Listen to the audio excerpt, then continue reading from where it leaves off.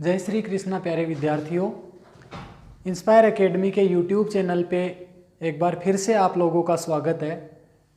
Particle physics के last lecture में हमने यूनिवर्सल कंजर्वेशन लॉज के बारे में डिस्कस किया था और उससे हमने स्टेबिलिटी ऑफ इलेक्ट्रॉन और स्टेबिलिटी ऑफ प्रोटॉन को भी एक्सप्लेन किया था। आज के इस लेक्चर में हम अप्रोक्सीमेट कंजर्वेशन लॉज को डिस्कस करेंगे। तो सबसे पहले हम अप्रोक्सीमेट कंजर्वेशन लॉज में आइसो स्पिन आई और I3 को डिस्कस करते हैं। तो आइसो स्पिन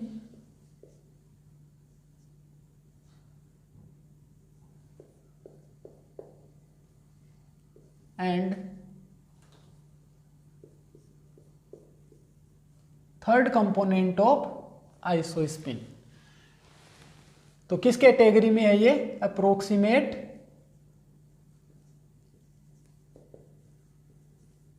कंजर्वेशन लॉ।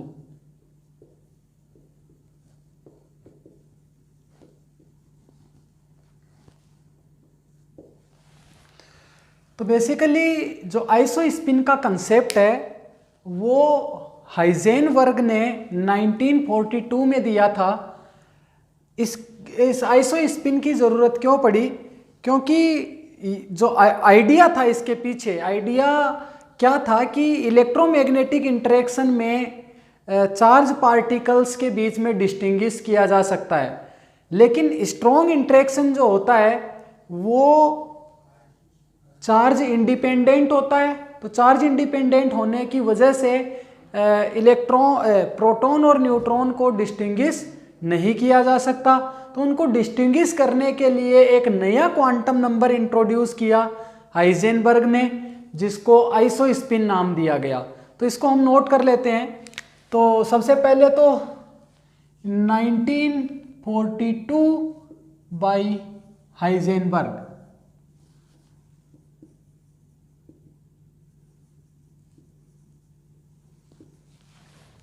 तो आइडिया क्या था? Idea is originated, idea was originated from the fact that nuclear interactions are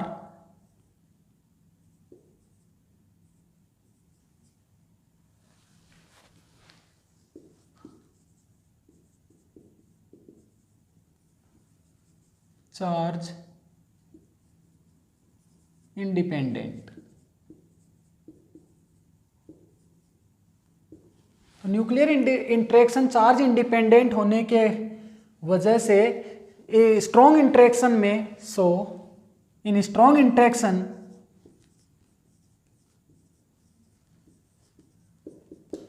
we can not distinguish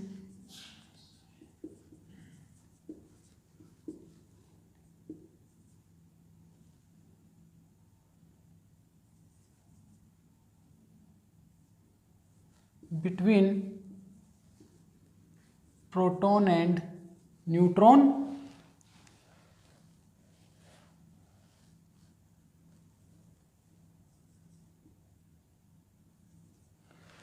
तो प्रोटॉन और न्यूट्रॉन के बीच में हम डिस्टिंग्विश नहीं कर सकते क्योंकि न्यूक्लियर इंटरेक्शन चार्ज इंडिपेंडेंट है। तो Heisenberg introduce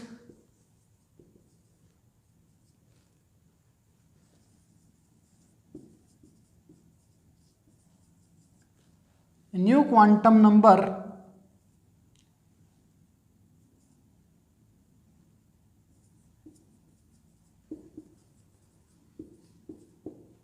called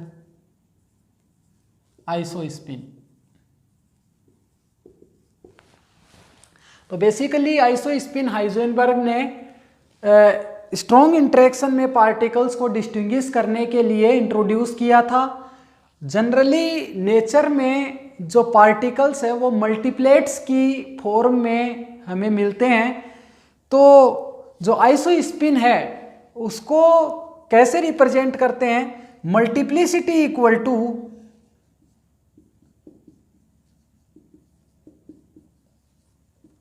to I plus one. और यहाँ आई क्या है, आइसोस्पिन है। तो बेसिकली जो आइसोस्पिन है वो पार्टिकल्स और एंटी पार्टिकल्स दोनों के लिए सेम होती है, और एक मल्टीप्लेट्स में जितने भी पार्टिकल्स होंगे उन सब की आइसोस्पिन सेम होगी। तो आइसोस्पिन इज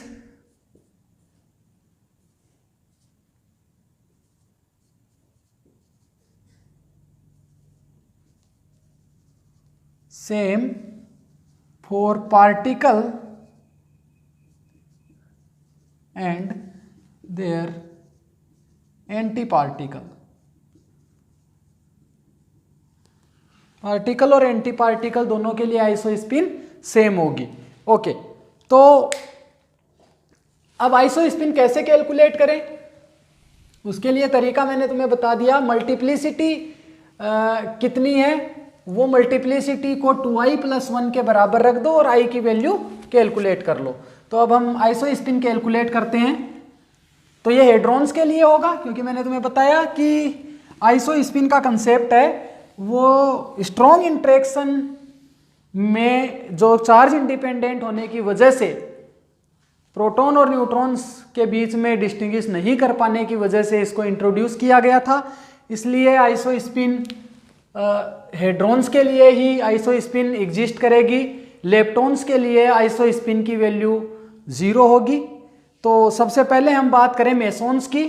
तो मेसॉन्स में तुम्हारे पास कौन कौन से मेसॉन्स हैं, पाई मेसॉन्स। तो पाई मेसॉन्स ट्रिपलेट फॉर्म में होते हैं, पाई प्लस, पाई माइनस और पाई 0, ट्रिपलेट। तो मल्टीप्लिसिटी इनकी कितनी है, 3। तो 2i plus 1 is equal to 3। तो यहां से तुम्हारे पास 2i इज इक्वल टू 2 और i इज इक्वल टू 1। तो जो पार्टिकल्स ट्रिपलेट स्टेट में पाए जाएंगे उनकी मल्टीप्लिसिटी 3 रहेगी और उनके लिए आइसोस्पिन की वैल्यू 1 होगी। ऐसे ही अब हम बात करें कायोन की, तो K प्लस और K0 डबलेट स्टेट में होता है। डबलेट स्टेट में होगा तो 2i प्लस 1 की वैल्यू किसके बराबर हो जाएगी, 2 के बराबर। डबलेट मीन्स 2, और यहां से तुम्हारे पास आएगा i इज इक्वल टू 1/2। और इसके बाद नीटा नोट की बात करें तो नीटा नोट सिंगलेट स्टेट में है, तो 2i plus 1 is equal to 1। तो i की वैल्यू कितनी, 0। नीटा नोट के लिए i की वैल्यू 0। तो ये तुम्हारे पास पायोन्स है। एंटी पायोन्स जो होंगे उनके लिए भी i की वैल्यू 1 होगी, एंटी कायोन्स के लिए भी i की वैल्यू 1/2 होगी। और नीटा नोट तो क्या है, सेल्फ कंजुगेट पार्टिकल। एक चीज का और ध्यान रखना, 4 पार्टिकल सेल्फ कंजुगेट पार्टिकल होते हैं। कौन कौन से, ग्रेविटोन, फोटोन, नीटा नोट और लैम्डा नोट। ये 4 पार्टिकल, इनके एंटी पार्टिकल भी ये खुद ही होते हैं। तो इन पार्टिकल्स को क्या कहेंगे, सेल्फ कंजुगेट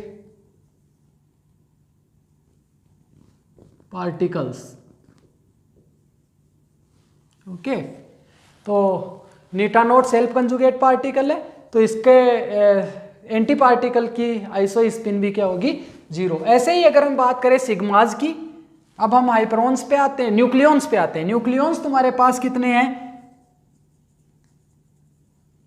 प्रोटॉन और न्यूट्रॉन। डबलेट स्टेट में है, तो डबलेट स्टेट में होने की वजह से आइसोस्पिन की वैल्यू कितनी होगी, 2 होगी। 2i plus 1 is equal to 2। तो यहां से i is equal to 1/2। Isospin की वैल्यू कितनी होगी, 1/2 होगी। अगर डबलेट स्टेट में है तो आइसोस्पिन की वैल्यू 1/2, ट्रिपलेट स्टेट में है तो आइसोस्पिन की वैल्यू 1, और सिंगलेट स्टेट में है तो आइसोस्पिन की वैल्यू 0। और लेप्टॉन्स के लिए आइसोस्पिन की वैल्यू 0 होगी, क्योंकि जो आइसोस्पिन क्वांटम नंबर है वो हेड्रॉन्स के लिए असाइन किया हुआ है। ओके, इसके बाद हम बात करें सिग्माज की। हाइपरॉन्स में पहला यहाँ पे तुम्हारे पास मल्टीप्लेट्स है वो सिग्माज है, सिग्मा प्लस, सिग्मा माइनस और सिग्मा 0। ट्रिपलेट स्टेट में है ट्रिपलेट स्टेट में है तो 2i + 1 इज इक्वल टू 3 और i is equal to 1 again.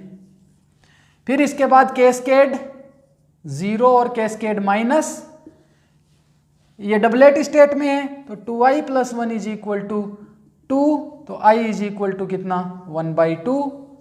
इसके बाद हम बात करें लेमदा नोट, तो लेमदा नोट सिंगलेट स्टेट में है, i की वैल्यू वापस 0 और इसके बाद ओमेगा माइनस भी सिंगलेट स्टेट में है तो इसके लिए भी i की वैल्यू कितनी होगी 0 होगी।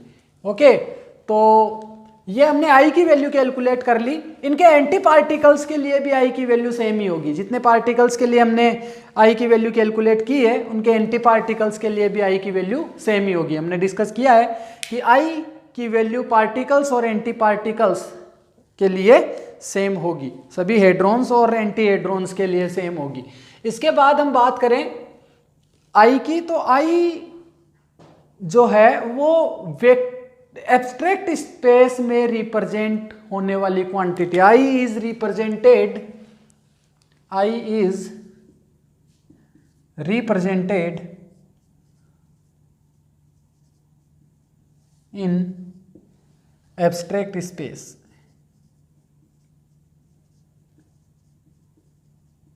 ओके, तो एब्स्ट्रैक्ट स्पेस में रिप्रेजेंट किया जाता है तो i is added vectorially.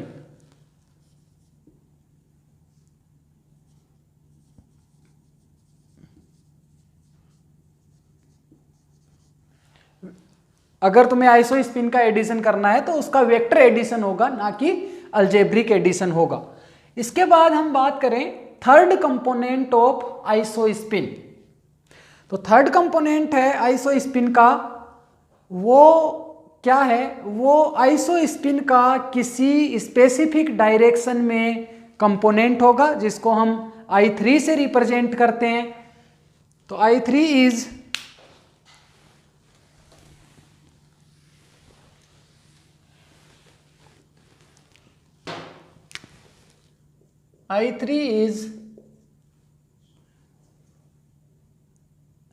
the component of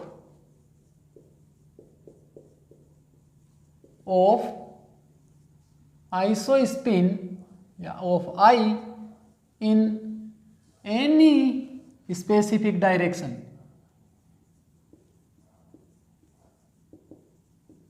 okay,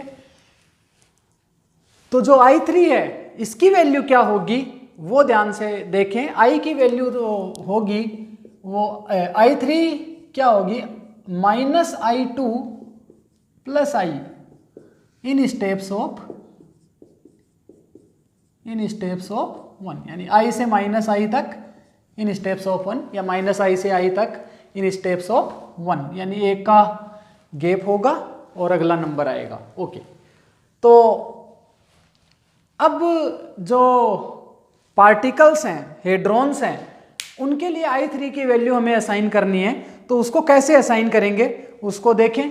और ये जो I3 की वैल्यू जो होगी वो पार्टिकल्स और एंटी पार्टिकल्स के लिए अपोजिट होगी।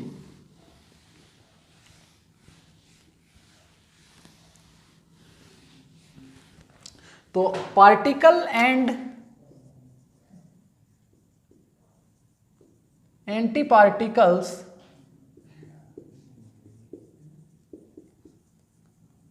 हैव ऑपोजिट I3 की वैल्यू अपोजिट होगी। अब I3 की वैल्यू कैलकुलेट कैसे करें, तो 1 by 1 हम हेड्रॉन्स के लिए I3 की वैल्यू कैलकुलेट करेंगे। सबसे पहले बात करें हम मेसोन्स की, और मेसोन्स में हमें पता है पाई मेसोन्स जिसके लिए हमने I कैलकुलेट किया है, I की वैल्यू कितनी 1। तो पाई मेसोन्स तुम्हारे पास कौन कौन से हैं, पाई प्लस,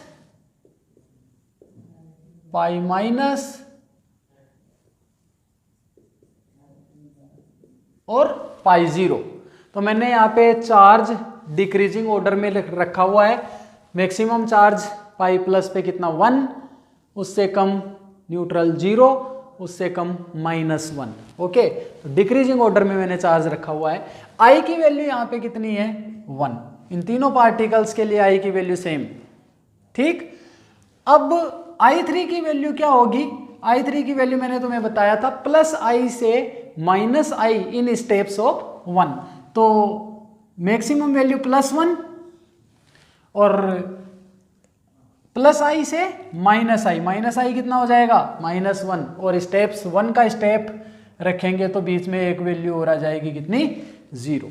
ओके, तो अब यहां पे देखें ये जो मल्टीप्लेट है पायोन्स, तो इसमें जो मैक्सिमम चार्ज जिसको असाइन हुआ है पायोन्स में, उसके पास I3 की भी मैक्सिमम वैल्यू जाएगी। I3 की वैल्यू कौन कौन सी होगी 1, 0 और -1, और I3 की मैक्सिमम वैल्यू कितनी है 1।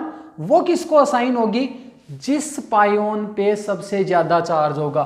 तो I3 की वैल्यू 1 इस पायोन को असाइन होगी, और I3 की इससे कम वैल्यू क्या है 0, वो किसको असाइन होगी इससे कम चार्ज वाले को, तो ये 0 इसको असाइन होगी, और -1 किसको असाइन होगी पाई माइनस को। ओके, सबसे कम नेगेटिव चार्ज है तो पाई माइनस। ओके, तो I3 की वैल्यू पाई प्लस के लिए कितनी 1, पाई 0 के लिए I3 कितना 0, और पाई माइनस के लिए I3 की वैल्यू -1। इसी तरीके से हम कायोन्स की बात करें तो K प्लस और K0 डबलेट स्टेट में, और I की वैल्यू इसके लिए कितनी आई थी 1/2 हमने कैलकुलेट की थी, और I की वैल्यू अगर 1/2 है तो I3 की वैल्यू कितनी आएगी +1/2 से -1/2 इन स्टेप्स ऑफ 1। तो इन दोनों के बीच में कितने का स्टेप है 1 का स्टेप है, तो यहाँ पे दो ही वैल्यू तुम्हें मिलेगी I3 की +1/2 और -1/2। अब I3 की जो मैक्सिमम वैल्यू है वो मल्टीप्लेट में जो मैक्सिमम चार्ज है उसको असाइन होगी। तो मैक्सिमम चार्ज किसके पास है K प्लस के पास, तो K प्लस के लिए I3 की वैल्यू कितनी 1/2, K0 के लिए I3 की वैल्यू कितनी -1/2। ओके, इसके बाद नेक्स्ट हम डिस्कस करें किसके लिए नीटा नोट के लिए। तो नीटा नोट सिंगलेट है, इसके लिए I की वैल्यू 0, तो I3 की वैल्यू भी क्या -0 + 0 सेम वैल्यू I3 = 0। अब इनके एंटी पार्टिकल्स की बात करें तो पाई प्लस का एंटी पार्टिकल क्या होगा पाई प्लस बार, और पाई प्लस बार मैंने तुम्हें बताया था particle and antiparticle have opposite charge. तो पाई प्लस बार पे चार्ज होगा वो नेगेटिव चार्ज होगा, और पाई 0 बार पे पाई 0 बार ही रहेगा, कोई चार्ज नहीं रहेगा, और इस पे पाई माइनस बार पे चार्ज होगा वो पॉजिटिव। तो इसके लिए I की वैल्यू तो कितनी होगी सेम, I कितना होगा सेम। अब I3 की वैल्यू वापस देखें तो मैंने तुम्हें बताया था +I से -I इन स्टेप्स ऑफ 1, तो 1, 0 और -1। अब जो I3 की मैक्सिमम वैल्यू है वो किसको असाइन होगी मैक्सिमम चार्ज को, और यहां पे मैक्सिमम चार्ज किसका है पाई माइनस बार, क्योंकि इस पे चार्ज पॉजिटिव होगा, ये एंटी पार्टिकल है किसका पाई माइनस का, तो particle and antiparticle have opposite charge. इसके बाद ये 0 किसको असाइन होगा इससे कम 0 चार्ज वाले को, और -1 किसको असाइन होगा पाई प्लस बार को असाइन होगा। तो इसलिए इस तरीके से हम I3 को असाइन करते हैं। इसी तरीके से K प्लस का एंटी पार्टिकल तुम्हारे पास होगा K माइनस,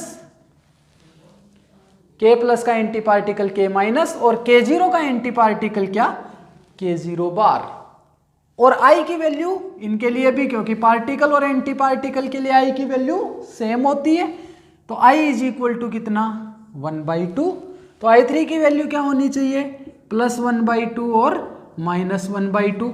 अब ये +1/2 किसको असाइन होगा ज्यादा चार्ज वाले को। अब यहाँ पे 0 चार्ज है, माइनस तो नेगेटिव में आ गया, तो ज्यादा चार्ज किस पे इस पे, फिर -1/2 किसको असाइन होगा K माइनस को।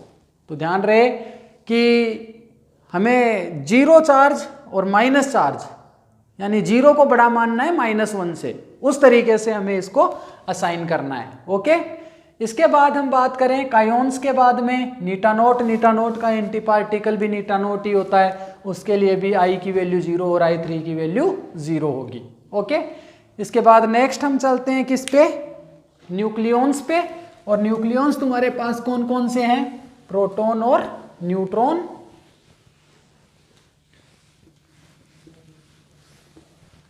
तो न्यूक्लियॉन्स में तुम्हारे पास प्रोटॉन और न्यूट्रॉन है। I की वैल्यू हमने निकाली थी 1/2, I3 की वैल्यू क्या होगी +1/2 और -1/2। अब प्रोटॉन पे चार्ज +1 है तो I3 की मैक्सिमम वैल्यू किसको असाइन होगी, प्रोटॉन को। न्यूट्रॉन पे चार्ज 0 है तो न्यूट्रॉन के लिए I3 की वैल्यू कितनी होगी -1/2। ओके, प्रोटॉन का एंटी पार्टिकल प्रोटॉन बार, न्यूट्रॉन का एंटी पार्टिकल न्यूट्रॉन बार। इसके लिए भी I की वैल्यू सेम, क्योंकि पार्टिकल और एंटी पार्टिकल है सेम I, आइसोस्पिन। और I3 की वैल्यू कितनी 1/2 और -1/2। तो प्रोटॉन बार पे चार्ज क्या होगा नेगेटिव और इस पे 0, तो मैक्सिमम वैल्यू किसको असाइन होगी न्यूट्रॉन को, क्योंकि इस पे 0 और इस पे माइनस में चार्ज है तो ये कम वैल्यू इस पे जाएगी I3 की। ओके, तो पी बार की आइसोस्पिन का थर्ड कंपोनेंट -1/2 होगा और न्यूट्रॉन के एंटी पार्टिकल की के लिए I3 की वैल्यू कितनी 1/2। इंपॉर्टेंट है, ध्यान रखना। इसके बाद हम बात करें सिग्माज की, तो sigma plus, sigma minus, sigma 0। I3 की वैल्यू क्या होगी 1, 0 और -1। 1 किसको असाइन होगा सिग्मा प्लस को, 0 किसको असाइन होगा सिग्मा माइनस को और -1 किसको असाइन होगा सिग्मा 0 को 0 और सिग्मा माइनस को -1 असाइन होगा। ठीक है, चार्ज डिक्रीजिंग ऑर्डर में लिखेंगे। +1 तो ज़्यादा है ही 0 से, लेकिन 0 ज़्यादा है -1 से, तो इसलिए इसको भी डिक्रीजिंग ऑर्डर में लिखेंगे और इस तरीके से इनको असाइन कर देंगे। अब अगर एंटी पार्टिकल की बात करें तो सिग्मा माइनस बार पे चार्ज होगा पॉजिटिव, सिग्मा 0 बार पे चार्ज होगा 0 और सिग्मा प्लस बार पे चार्ज क्या होगा नेगेटिव। और I की वैल्यू इनके लिए भी क्या होगी 1, तो I3 की वैल्यू फिर से तुम्हारे पास 1 0 और -1। इस पे चार्ज मैक्सिमम होगा +1, तो +1 को सिग्मा माइनस बार को असाइन होगा I3 की वैल्यू कितनी 1, सिग्मा 0 बार को I3 की वैल्यू 0 असाइन होगी और सिग्मा प्लस बार को I3 की वैल्यू -1 असाइन होगी। इसी तरीके से तुम कैस्केड के लिए कर सकते हो, तो कैस्केड 0 और कैस्केड माइनस। तो यहाँ पे तुम्हारे पास I की वैल्यू कितनी 1/2 कैलकुलेट की हुई थी, I3 is equal to 1/2 and -1/2। तो 1/2 किसको असाइन होगा कैस्केड 0 को और -1/2 किसको असाइन होगा कैस्केड माइनस को। इनके एंटी पार्टिकल्स क्या होंगे कैस्केड 0 बार, इस पे चार्ज कितना 0 और फिर कैस्केड प्लस, इस पे चार्ज कितना पॉजिटिव। अब इसके लिए I3 की वैल्यू लिखें तो क्या आएगी 1/2 और -1/2। तो 1/2 किसको असाइन होगा इसको कैस्केड प्लस को, ठीक है, क्योंकि इस पे मैक्सिमम चार्ज है और इस पे चार्ज न्यूट्रल है तो ये वैल्यू इसको असाइन होगी। इस तरीके से हम आइसोस्पिन का थर्ड कंपोनेंट कैलकुलेट कर सकते हैं। इसके बाद लैम्डा नोट के लिए मैंने तुम्हें बताया था I 0 है तो I3 भी कितना होगा 0 और इसके एंटी पार्टिकल के लिए भी, क्योंकि सेल्फ कंजुगेट पार्टिकल है तो सेम वैल्यू इसको असाइन होगी।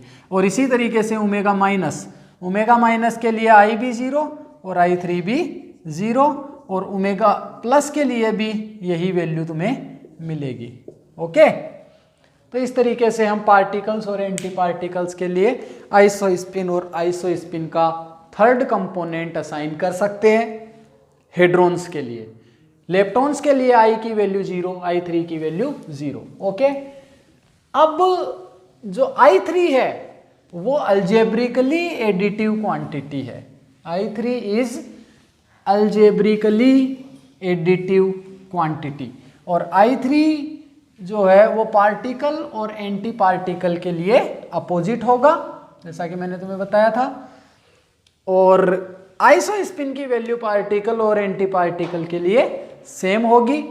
आइसोस्पिन एब्स्ट्रैक्ट स्पेस में रिप्रेजेंट किया जाता है, तो इसका मतलब इसका एडिशन जो होगा वो वेक्टर एडिशन होगा, जबकि आइसोस्पिन का थर्ड कंपोनेंट का जो एडिशन होता है वो अलजेब्रिक एडिशन होता है। इसके अलावा तुम्हें और चीजें ध्यान में रखनी है, वो क्या कि जो आइसोस्पिन है, आइसोस्पिन इज कंजर्व्ड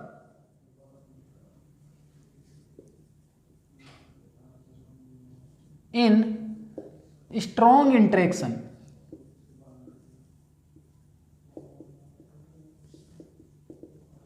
आइसोस्पिन जो है वो स्ट्रॉन्ग इंटरेक्शन में कंजर्व रहती है, but not conserved in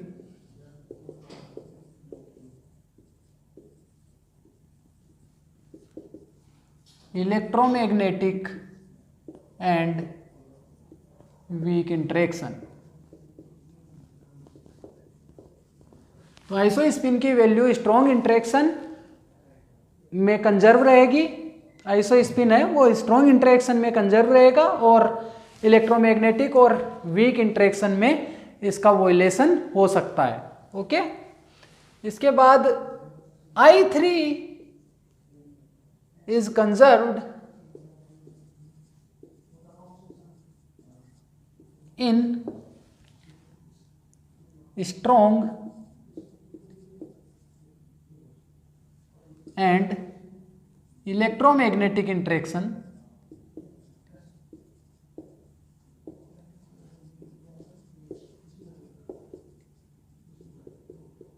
but not conserved in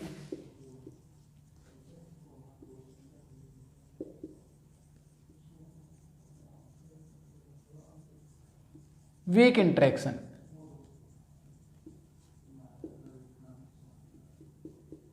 तो आइसोस्पिन का थर्ड कंपोनेंट है वो स्ट्रॉन्ग और इलेक्ट्रोमैग्नेटिक इंटरेक्शन में कंजर्व रहेगा, लेकिन वीक इंटरेक्शन में ये कंजर्व नहीं रहेगा। तो ये ध्यान रखना है तुम्हें। इसी से हम इन्हीं कंजर्वेशन लॉ की हेल्प से हम पता लगाएंगे कि जो भी इंटरेक्शन जो भी रिएक्शन हमें दी हुई है वो पॉसिबल है या नहीं। ये पता लगाने के लिए हमारे पास यूनिवर्सल कंजर्वेशन लॉ है। अगर पॉसिबल है तो कौन से इंटरेक्शन के थ्रू पॉसिबल है, ये पता लगाने के लिए हमारे पास अप्रोक्सीमेट कंजर्वेशन लॉज हैं। तो ये अपने पास आइसोस्पिन और स्पिन के बारे में था, वो हमने डिस्कस कर लिया। इसके बाद नेक्स्ट अप्रोक्सीमेट कंजर्वेशन लॉ है वो है strangeness conservation law.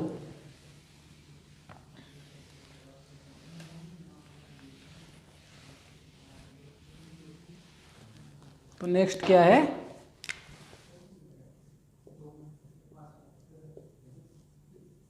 Strangeness conservation law. इसको रिप्रेजेंट किससे करते हैं, कैपिटल एस से। तो ये स्ट्रेंजनेस का कंसेप्ट किसने दिया, गेलमान और निशिजिमा ने।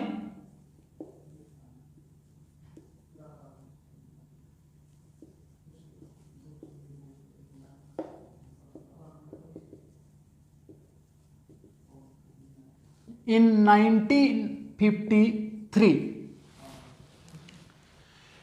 तो ये जो स्ट्रेंजनेस का कंसेप्ट गेलमान और निशिजिमा ने इंट्रोड्यूस किया था, वो किसके लिए किया था, to distinguish the strange and non strange particles. तो strangeness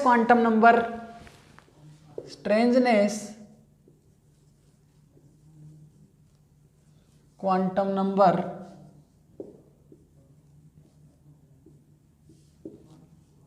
was introduced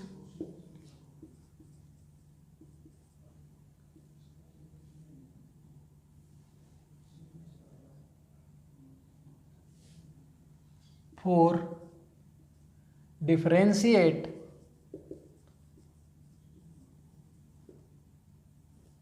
between strange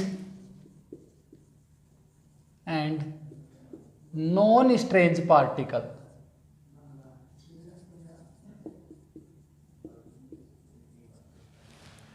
और गेलमान निशिजिमा ने स्ट्रेंजनेस कैलकुलेट करने के लिए एक फॉर्मूला दिया जिसको गेलमान निशिजिमा फॉर्मूला कहा जाता है, और उसकी वैल्यू क्या है, Q is equal to I3 plus B plus S by two. और अगर नॉन बेरियन पार्टिकल्स हैं, for non baryon particles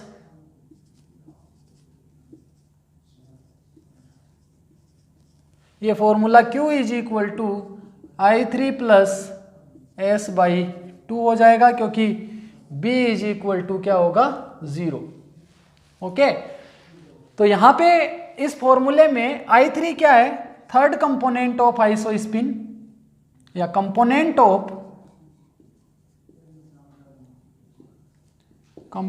of isospin in specific direction.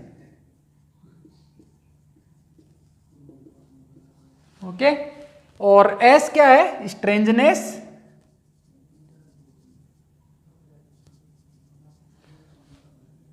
Q क्या है, चार्ज ऑन पार्टिकल, इसके बाद B बेरियन नंबर। ओके, तो B अपने पास क्या है, बेरियन नंबर। तो इस फॉर्मूले की हेल्प से हम पार्टिकल्स की स्ट्रेंज पार्टिकल्स की स्ट्रेंजनेस कैलकुलेट कर सकते हैं। Particles and anti particles have opposite strangeness, important point है। पार्टिकल्स, इसको आगे लिख देते हैं यहां पे,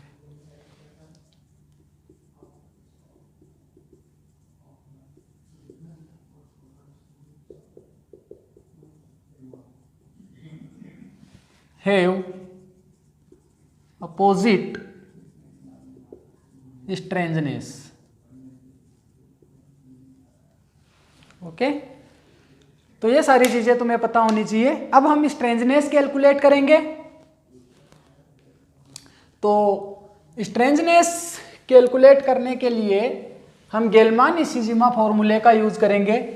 तो सबसे पहले मैंने तुम्हें बताया था कि जो बेरियंस हैं, उन बेरियंस को on the basis of strangeness दो पार्ट में डिवाइड किया गया था।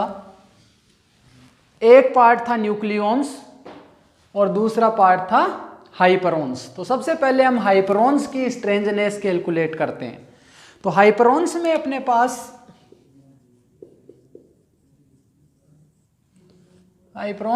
पास कौन कौन से हाइपरॉन्स हैं। सबसे पहले हम सिग्माज की बात करें तो सिग्मा प्लस, सिग्मा जीरो और सिग्मा माइनस, इन हाइपरॉन्स की बात करें तो सबसे पहले सिग्मा प्लस के लिए देखें।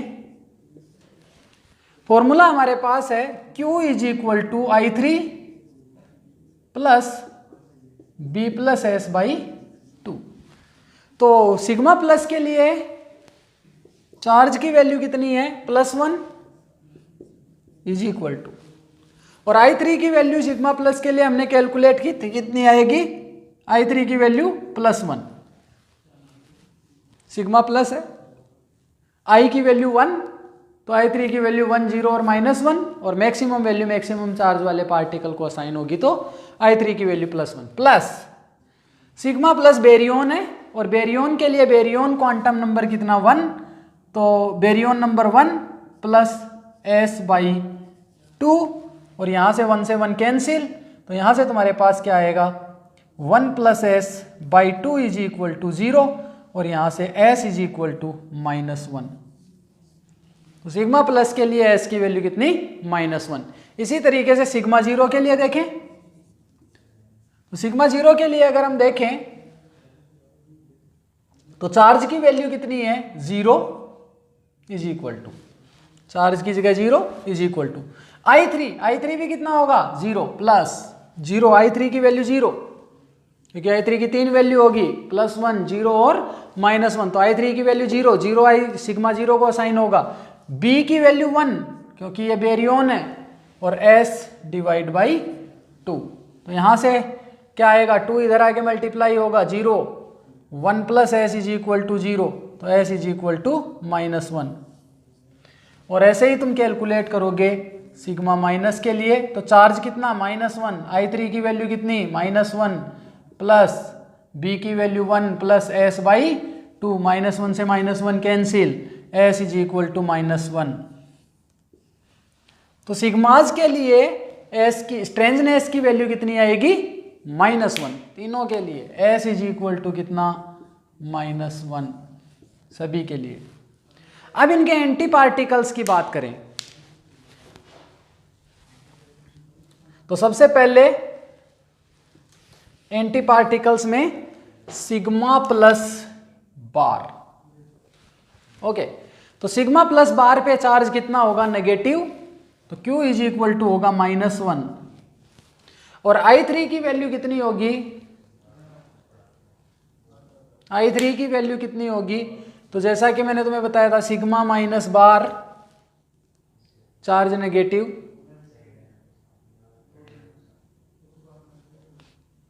I3 की वैल्यू कितनी होगी तो कैलकुलेट कर सकते हैं। I3 की वैल्यू -1, I3 की वैल्यू -1। ओके, अब सिग्मा प्लस बार क्या है, एंटी बेरियन है, तो इसका baryon number baryon quantum number कितना होगा -1 प्लस S/2 होगा या नहीं होगा, क्योंकि B की वैल्यू बेरियन नंबर जितने भी बेरियंस है उनको कितना असाइन किया गया था +1 और एंटी बेरियन को -1, तो ये एंटी पार्टिकल है इसलिए -1। ओके, तो यहाँ -1 से -1 कैंसिल, 2 इधर आके हो जाएगा 0, -1 plus S is equal to 0 will gives you S is equal to +1। तो देखो मैंने तुम्हें बताया था particle and antiparticle have opposite strangeness, तो यहाँ पे सिग्मा प्लस की स्ट्रेंजनेस -1, सिग्मा प्लस बार की स्ट्रेंजनेस +1, अपोजिट आ गई। इसी तरीके से सिग्मा 0 बार की स्ट्रेंजनेस अगर हम कैलकुलेट करें तो सिग्मा 0 बार पे चार्ज 0 और इसके लिए I3 की वैल्यू भी 0 होगी। बेरियन नंबर अगेन ये एंटी पार्टिकल है तो -1, एंटी बेरियन होने की वजह से -1 प्लस S/2 और यहाँ पे -1 plus S is equal to 0 और S की वैल्यू कितनी आ जाएगी +1। ओके, इसी तरीके से सिग्मा माइनस बार अगर तुम्हें कैलकुलेट करना है तो सिग्मा माइनस बार के ऊपर चार्ज कितना होगा +1 और I3 की वैल्यू भी इसके लिए कितनी होगी +1, एंटी बेरियन है इसलिए -1 प्लस S/2, तो यहां से तुम कैलकुलेट करोगे +1 से +1 cancel, -1 plus S is equal to 0, तो S की वैल्यू कितनी आ जाएगी 1। तो इनके एंटी पार्टिकल्स के लिए S is equal to 1। Okay, इसके बाद हम बात करें कैस्केड की, तो कैलकुलेट करो कैस्केड के लिए, जल्दी जल्दी मैं कर देता हूं। यहाँ पे सबसे पहले हम लिखें, सारी चीजें हम डिस्कस कर चुके हैं, I और I3 की वैल्यू, Q की वैल्यू हमें पता है। सबसे पहले हम बात करें कैस्केड 0, तो कैस्केड 0 पे चार्ज 0, I3 की वैल्यू कितनी, कैस्केड 0 और कैस्केड माइनस, तो इसमें I3 की मैक्सिमम वैल्यू 1/2 इसको असाइन होगी, -1/2 इसको असाइन होगी, तो ये 1/2 प्लस बेरियन है यस, तो baryon number 1 plus S/2। Okay, ये 1/2 इधर आएगा, -1/2 is equal to 1 plus S/2, 2 से 2 कैंसिल, ये -1 is equal to 1 plus S, 1 इधर आएगा तो S इज इक्वल टू -2। इसी तरीके से कैस्केड माइनस के लिए देखें, तो कैस्केड माइनस के लिए चार्ज कितना, -1 इज इक्वल टू -1/2 I3 की value plus baryon number 1 plus S/2। Okay, ये इधर आएगा तो -1 plus 1/2 is equal to 1 plus S/2, तो ये आएगा -1/2 is equal to 1 plus S/2, 2 से 2 कैंसिल, 1 इधर आएगा, S इज इक्वल टू -2। तो इन दोनों के लिए S की वैल्यू कितनी, -2, स्ट्रेंजनेस की वैल्यू -2। ओके, और इनके एंटी पार्टिकल्स के लिए कैलकुलेट करोगे तो +2 आएगी। एक एग्जांपल देख सकते हैं, कैस्केड माइनस बार, इस पे चार्ज कितना +1, तो यहां पे तुम्हारे पास Q की जगह आ जाएगा +1 इज इक्वल टू I3 की वैल्यू कितनी हो जाएगी, अब इस पे प्लस चार्ज है इसका एंटी पार्टिकल होगा कैस्केड 0 बार, जिस पे न्यूट्रल चार्ज होगा, तो ज़्यादा चार्ज इस पे है तो मैक्सिमम I3 की वैल्यू 1/2 इसको असाइन होगी कैस्केड माइनस बार को, plus baryon number -1 plus S by के 1/2 इधर आएगा, 1 - 1/2 is 1/2 is equal to -1 plus S/2, 2 से 2 cancel, S is equal to कितना 2। ऐसे ही तुम कैलकुलेट कर लोगे सिग्मा कैस्केड 0 बार के लिए S की वैल्यू कितनी आएगी 2। तो particle and antiparticle have opposite strangeness, यानी +2 है तो -2 एंटी पार्टिकल की होगी। इसके बाद अगर हम बात करें लैम्डा नोट की, नेक्स्ट हाइपरऑन अपने पास क्या है लैम्डा नोट। तो लैम्डा नोट के लिए अगर हम कैलकुलेट करें तो लैम्डा नोट पे चार्ज कितना 0, Q is equal to formula है I3 plus B plus S/2, charge 0, I3 की वैल्यू भी 0, +1 बेरियन नंबर 1 S/2, तो S is equal to -1। Okay, इसके anti particle self conjugate particle है तो उसके लिए S की वैल्यू -1। यहाँ पे पार्टिकल और एंटी पार्टिकल दोनों के लिए S की वैल्यू क्या होगी -1। ध्यान रहे एंटी पार्टिकल क्या है सेल्फ, यही पार्टिकल है इसलिए आइसोस्पिन स्ट्रेंजनेस कितनी हो जाएगी -1। सेल्फ कंजुगेट पार्टिकल है इसीलिए सेम रहेगी। ओके, इसके बाद हम बात करें ओमेगा माइनस। तो ओमेगा माइनस के लिए चार्ज अपने पास कितना है -1 इज इक्वल टू, और I3 की वैल्यू कितनी 0, क्योंकि I की वैल्यू 0 है और I3 की वैल्यू भी 0, प्लस बेरियन है यस, तो baryon number 1 plus strangeness S divide by 2। Okay, 2 इधर मल्टीप्लाई होगा तो -2 is equal to 1 plus S और S इज इक्वल टू -3। तो इसके लिए स्ट्रेंजनेस की वैल्यू -3 है। अब इसके एंटी पार्टिकल के लिए देखें ओमेगा प्लस के लिए, तो ओमेगा प्लस पे चार्ज कितना +1 इज इक्वल टू I3 की value 0 plus baryon number -1 plus S/2। Okay, 2 इधर मल्टीप्लाई होगा तो 2 is equal to -1 plus S और S इज इक्वल टू +3। तो इंपॉर्टेंट है पार्टिकल और एंटी पार्टिकल दोनों की स्ट्रेंजनेस अपोजिट, एक की +3 है तो दूसरे की -3। ओके, तो ये सारे के सारे स्ट्रेंज पार्टिकल्स थे, इनकी स्ट्रेंजनेस हमने कैलकुलेट की। इसके अलावा मेसोन्स में के मेसोन्स भी स्ट्रेंज पार्टिकल होते हैं। तो के मेसोन्स स्ट्रेंज पार्टिकल पाई मेसोन्स और नीटानोट ये नॉन स्ट्रेंज पार्टिकल है, केवल के मेसोन्स हैं वो स्ट्रेंज पार्टिकल्स हैं। और ध्यान रहे जो हाइपरॉन्स है उनकी स्ट्रेंजनेस नेगेटिव थी। जो भी हाइपरॉन्स हमने सिग्माज देखे, सिग्माज की स्ट्रेंजनेस कितनी आई थी -1, कैस्केड की स्ट्रेंजनेस आई थी -2, लैम्डा नोट की स्ट्रेंजनेस -1 और ओमेगा माइनस की स्ट्रेंजनेस -3। ओके, अब हम कायोन्स की बात करें तो कायोन्स K+ और K0 डबलेट स्टेट में था दोनों। इसके लिए I3 की वैल्यू कितनी असाइन हुई थी 1/2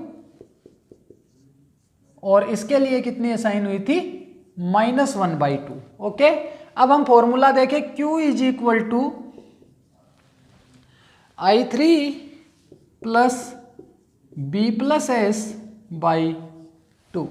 अब चूंकि कायोन्स है वो नॉन बेरियंस हैं, बेरियन नहीं है, तो बेरियन नंबर इसका कितना है 0, तो B इज इक्वल टू 0 होने से फॉर्मूला क्या हो गया I3 प्लस S/2। अब अगर हम देखें K+ के लिए तो K+ के लिए चार्ज कितना +1, I3 की वैल्यू K+ के लिए 1/2 प्लस S/2। अब देखें 1/2 इधर आएगा, 1 - 1/2 is 1/2 is equal to S/2, 2 से 2 cancel, S is equal to 1।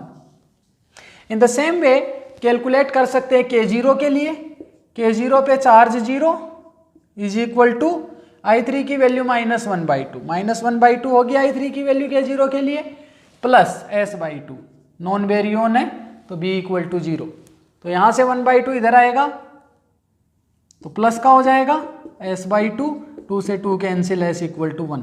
तो ध्यान रहे कायोन स्ट्रेंज पार्टिकल है, इनकी सारी और जो प्रॉपर्टीज है कि इसकी अगर हम स्पिन देखें तो स्पिन 0 है, तो ये बाकी के ग्रुप के साथ इनकी स्पिन मैच होती है, और अदर प्रॉपर्टीज भी, ये बोसॉन पार्टिकल्स है तो उस ग्रुप में जाएगा, तो और बाकी की प्रॉपर्टीज भी मेसॉन्स के साथ इनकी मिलती है, लेकिन ये स्ट्रेंज पार्टिकल है, और ये स्ट्रेंज पार्टिकल की स्ट्रेंजनेस, इनकी स्ट्रेंजनेस कितनी है, पॉजिटिव स्ट्रेंजनेस है, जबकि हाइपरॉन्स की स्ट्रेंजनेस क्या है, नेगेटिव, और स्ट्रेंजनेस कैलकुलेट हमने की है +1। अगर इनके एंटी पार्टिकल्स की स्ट्रेंजनेस कैलकुलेट करेंगे तो वो कितनी आएगी, -1, तो वो तुम होमवर्क के लिए रखो।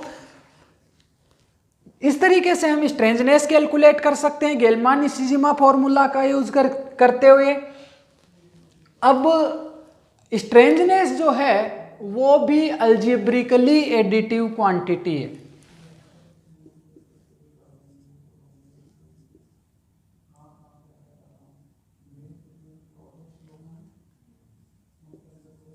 Algebraically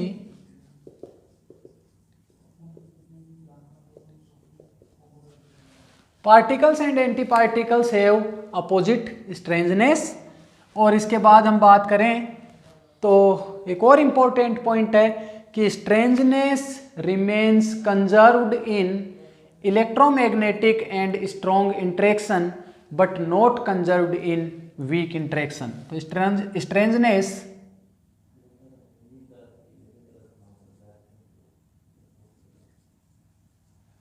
remains conserved in electromagnetic and strong interaction but not conserved in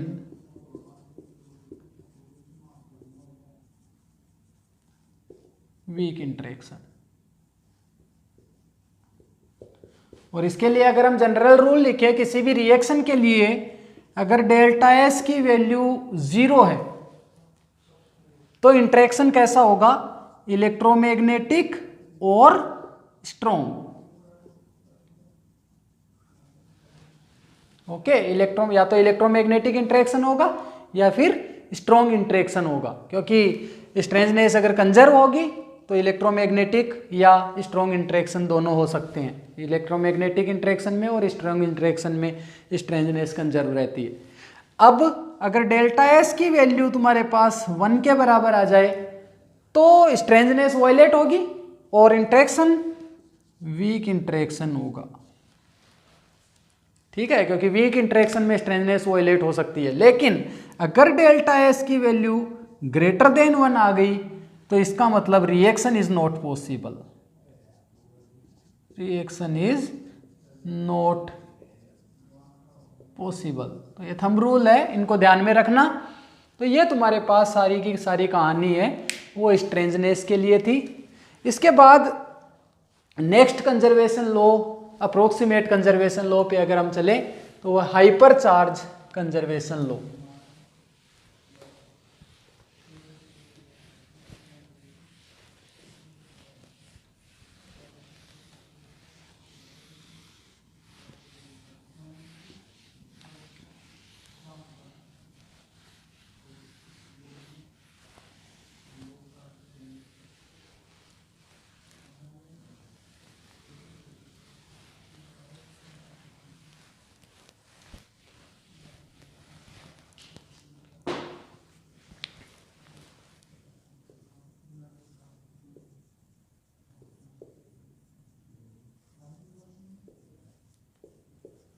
तो हाइपर चार्ज कंजर्वेशन लॉ, इसको हम इस y से रिप्रेजेंट करते हैं।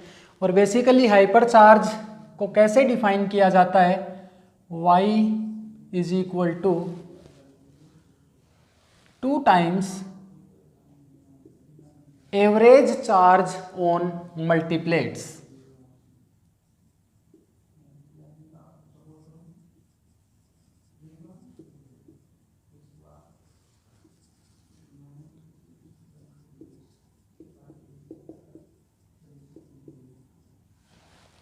Average charge of multiplets. तो बेसिकली एक डेफिनेशन तो इसकी ये है। दूसरी डेफिनेशन अगर हम लिखें हाइपर चार्ज की तो वो किसके बराबर होता है, B प्लस एस के बराबर। तो किसी भी एक फॉर्मूले से हम हाइपर चार्ज कैलकुलेट कर सकते हैं। यहाँ पे B किसको रिप्रेजेंट करता है, बेरियन नंबर, और S क्या है, स्ट्रेंजनेस। मैंने तुम्हें बताया था पार्टिकल और एंटी पार्टिकल के लिए स्ट्रेंजनेस अपोजिट होती है, बेरियन नंबर भी अपोजिट होता है। अगर पार्टिकल है तो बेरियन पार्टिकल है तो बेरियन नंबर 1, एंटी बेरियन है तो -1। स्ट्रेंजनेस मैंने तुम्हें बताया था पार्टिकल और एंटी पार्टिकल के लिए अपोजिट होती है। इसका मतलब क्या हुआ, पार्टिकल और एंटी पार्टिकल के लिए बेरियन नंबर और स्ट्रेंजनेस अपोजिट होती है, तो इसका मतलब हाइपर चार्ज भी पार्टिकल और एंटी पार्टिकल के लिए अपोजिट होगा। ओके। और जो ये हाइपर चार्ज है इसके लिए भी सेम स्टेटमेंट है कि इलेक्ट्रोमैग्नेटिक और स्ट्रॉन्ग इंटरेक्शन में हाइपर चार्ज कंजर्व क्वांटिटी है और वीक इंटरेक्शन में हाइपर चार्ज कंजर्व नहीं रहता। तो हाइपर चार्ज रिमेन्स, सबसे पहले बात करें हाइपर चार्ज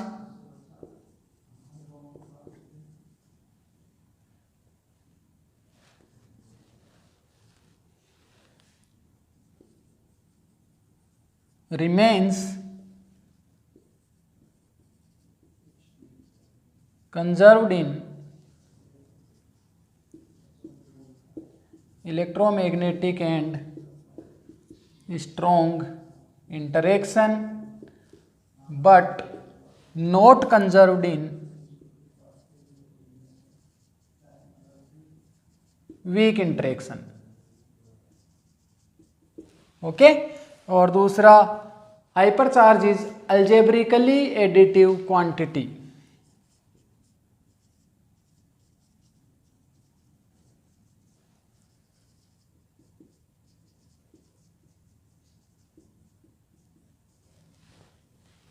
तो बेसिकली पायोन्स के लिए अगर हम हाइपर चार्ज कैलकुलेट करें तो पायोन्स के लिए 2 टाइम्स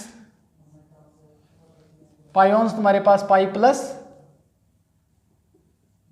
पाई 0 और पाई माइनस। ओके। तो 2 times average charge on multiplets. Average charge कितना है इन पे वो कैलकुलेट कर सकते हैं। तो टोटल चार्ज कैलकुलेट करें और टोटल नंबर ऑफ पार्टिकल से डिवाइड करेंगे तो 0 डिवाइड बाई 3, टोटल चार्ज कितना 0 डिवाइड बाई 3, तो ये कितना आएगा 0, हाइपर चार्ज 0। और दूसरा तरीका तुम्हारे पास क्या है, B प्लस एस। तो पायोन्स के लिए अगर हम देखें तो ये नॉन बेरियंस है तो बेरियन नंबर इनका 0 और नॉन स्ट्रेंज पार्टिकल है तो स्ट्रेंजनेस भी 0, तो 0 + 0 = 0। ओके। अब अगर हम कायोन्स के लिए देखें तो कायोन्स तुम्हारे पास डबलेट स्टेट में है 2 टाइम्स फॉर कायोन्स।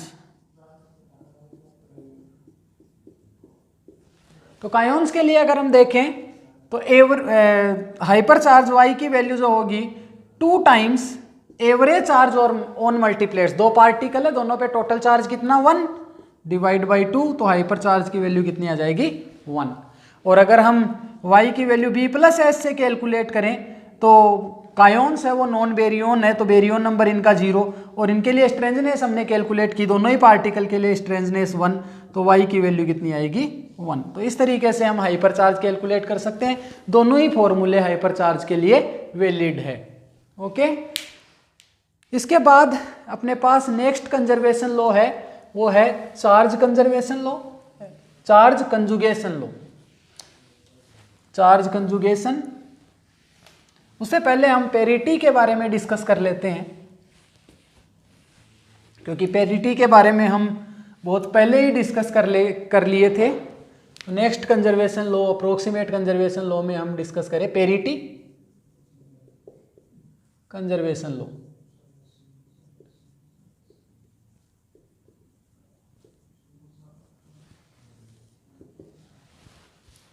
तो पेरिटी को रिप्रेजेंट हम किससे करेंगे? पी से। अब मैंने तुम्हें बताया था कि अगर कोई ऑपरेटर पेरिटी कब कंजर्व रहेगी? अगर यह पेरिटी ऑपरेटर हैमिल्टोनियन के साथ कम्यूट करे तब। ठीक है, पेरिटी ऑपरेटर अगर हैमिल्टोनियन के साथ कम्यूट करे इसका मतलब पेरिटी कंजर्व रहेगी। ओके, और पेरिटी के बारे में हमने डिस्कस किया था जब हमने बेसिक प्रॉपर्टीज पढ़ रहे थे पार्टिकल्स की, तो उसमें हमने पेरिटी के बारे में डिटेल में डिस्कस किया था कि कोई जो एलिमेंट्री पार्टिकल्स है या फिर स्ट्रक्चर्ड पार्टिकल्स हैं वो पार्टिकल्स क्वांटम मैकेनिकल पार्टिकल है, और कोई भी क्वांटम मैकेनिकल पार्टिकल किसी वेव फंक्शन से रिप्रेजेंट किया जाएगा, और क्वांटम मैकेनिक्स के अकॉर्डिंग किसी भी क्वांटम ऑब्जेक्ट की पेरिटी डेफिनेट होगी। तो डेफिनेट पेरिटी या तो इवन पेरिटी होगी या फिर ओड पेरिटी होगी।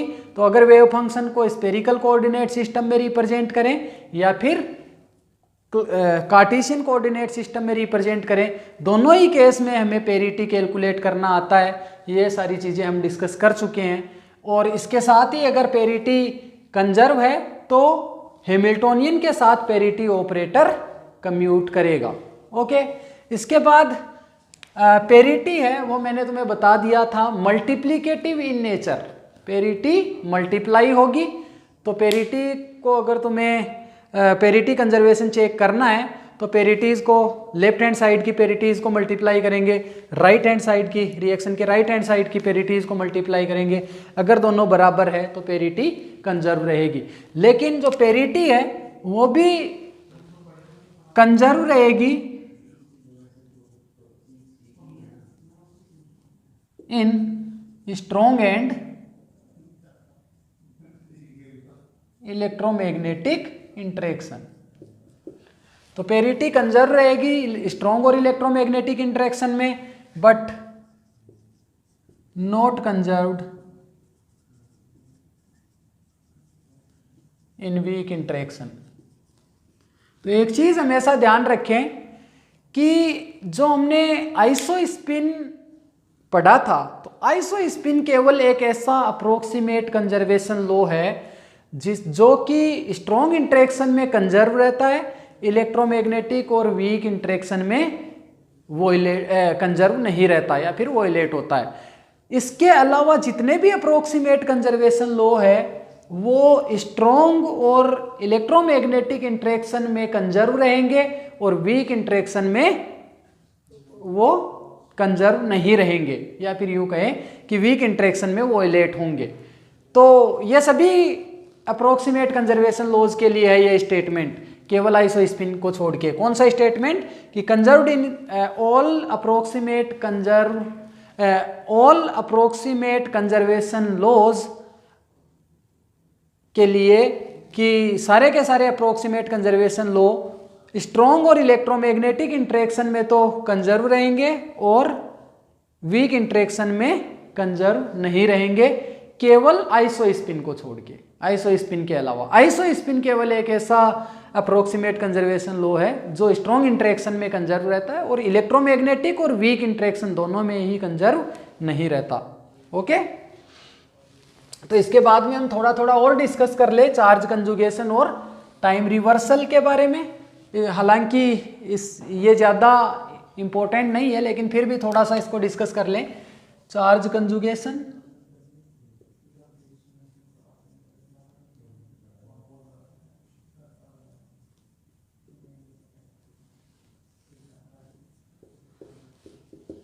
तो चार्ज कंजुगेशन ऑपरेशन क्या है? अगर तुम्हारे पास कोई रिएक्शन दी हुई है और उस रिएक्शन में जितने भी पार्टिकल्स हैं उनको उनके एंटी पार्टिकल्स से रिप्लेस कर दिया जाए और रिएक्शन सेम रहे, तो इस पार्टिकल्स को एंटी पार्टिकल्स से रिप्लेस करने वाले ऑपरेशन को हम क्या कहेंगे?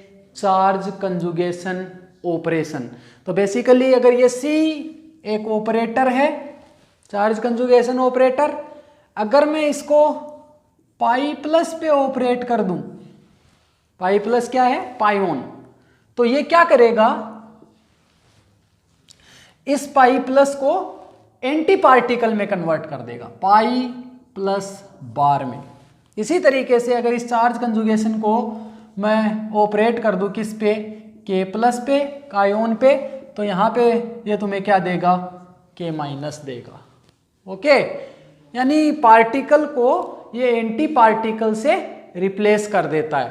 तो इस ऑपरेशन को हम क्या कहेंगे? Charge conjugation operation.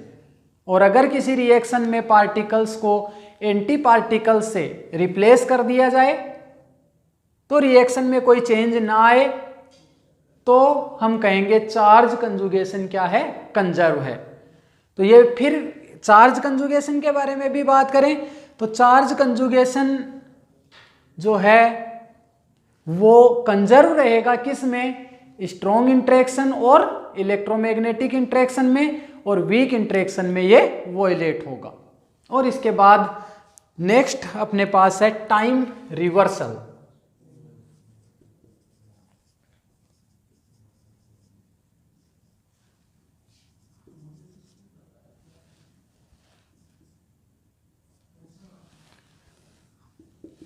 तो टाइम रिवर्सल कंजर्वेशन लॉ क्या है?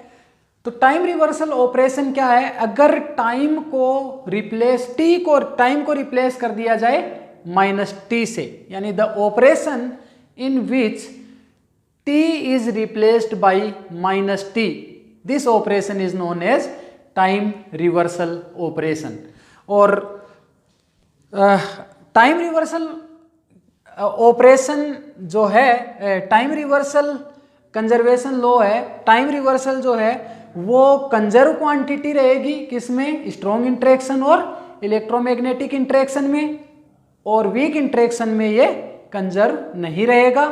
तो जो टाइम रिवर्सल है, जैसे मैं तुम्हें कहूं कि R पोजीशन,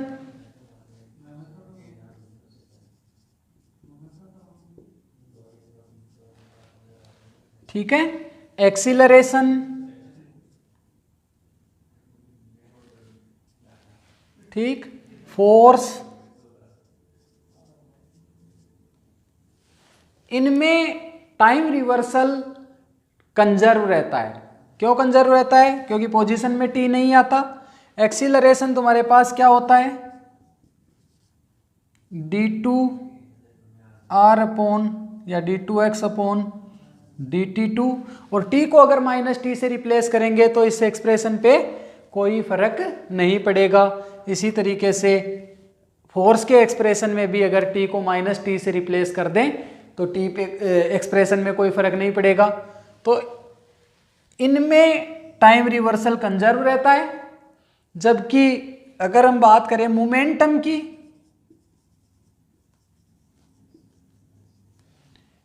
वेलोसिटी की, तो इनमें टाइम रिवर्सल कंजर्व नहीं रहता। और time reversal remains conserve in electromagnetic and strong interaction but not conserve in weak interaction. इतनी चीजें तुम्हें ध्यान रखनी है। इसके बाद नेक्स्ट अप्रोक्सीमेट कंजर्वेशन लॉ है वो C